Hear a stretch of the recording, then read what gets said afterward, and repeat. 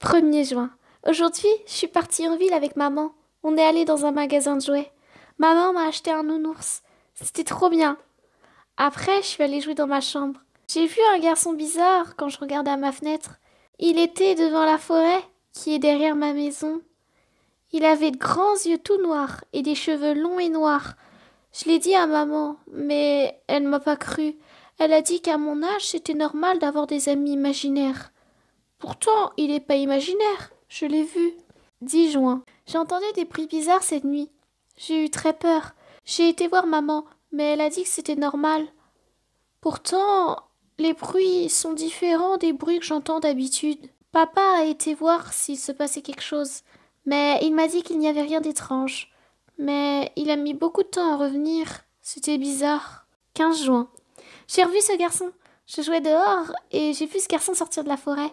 On a parlé et on a même fini par jouer ensemble. C'était trop bien. 21 juin. J'ai joué avec mon nouvel ami. Il m'a dit qu'il s'appelait Mike. Il m'a dit qu'il vivait dans la forêt et que je ne devais jamais aller en forêt seule. Quand je lui ai demandé pourquoi, il m'a tout simplement dit que je le saurais un jour. 22 juin. J'ai encore entendu des bruits bizarres cette nuit. Quand j'ai été voir maman et papa, j'ai vu une silhouette toute noire dans le couloir. J'ai crié, mais elle a disparu. Maman et papa sont venus me voir, alors je leur ai dit ce que j'ai vu. Papa est parti faire quelque chose et maman m'a emmené avec elle dans la chambre. Et je me suis endormie. 26 juin. Cette nuit, il s'est passé des choses bizarres. J'ai encore entendu les bruits bizarres. J'ai vu Mike. Il était dans ma chambre. Il semblait bizarre. Il m'a dit que je devais le suivre. Alors, comme c'est mon ami, je l'ai fait. On est sorti par ma fenêtre et il a voulu m'emmener en forêt. Je lui ai demandé pourquoi il voulait m'emmener en forêt alors qu'il m'avait dit de jamais y aller.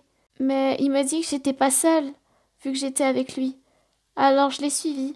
Mais aujourd'hui, je me suis réveillée dans mon lit. Quand je suis allée voir maman et papa, j'ai vu qu'ils étaient avec des policiers.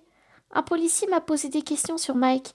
Il m'a même montré des photos de petits garçons pour voir si je reconnaissais Mike sur une de ces photos. Et je l'ai vu sur la troisième. Mais sur la photo, il avait les yeux bleus et pas noirs. Les extraits du journal, c'était mon journal intime quand j'avais 7 ans.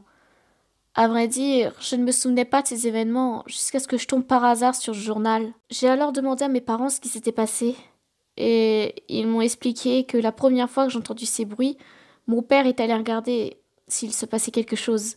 Il a trouvé des empreintes de boue en dehors de la maison, devant ma fenêtre. Ils ont appelé la police, mais ils lui ont dit qu'ils ne pouvaient pas faire grand-chose, car ils n'étaient pas rentrés en effraction, mais qu'ils allaient quand même surveiller. La deuxième fois, quand j'ai vu une silhouette, il y avait bien quelqu'un qui était rentré par effraction chez nous. Mon père l'a chassé et a appelé la police. Ma mère est restée avec moi dans la chambre et elle a tout fait pour que je ne doute de rien et pour pas que je m'inquiète. La troisième fois, quand j'étais partie avec Mike, mes parents ont entendu des bruits qui venaient de ma chambre. Ils sont alors rentrés et ont vu un homme tenant une hache avec du sang séché, debout devant mon lit. Mes parents ont tout de suite appelé la police. Et mon père s'est bagarré avec l'homme. Il a essayé de le retenir. Pendant la nuit, voyant que j'avais disparu, mes parents, avec l'aide de bénévoles et des policiers, m'ont recherché partout. Ils m'ont retrouvé endormi dans les bois.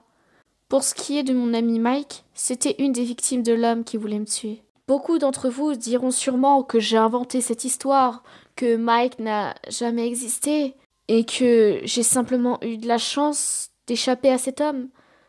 Mais comment est-ce que j'aurais pu imaginer un garçon que je n'avais jamais vu avant? Je pense plutôt que Mike, ou plutôt son fantôme, a voulu arrêter cet homme. Alors il m'a protégée. C'est grâce à lui si je suis encore en vie. Alors je suis énormément reconnaissante envers lui. Et j'espère que son âme aura pu trouver le repos, maintenant que cet homme est en prison.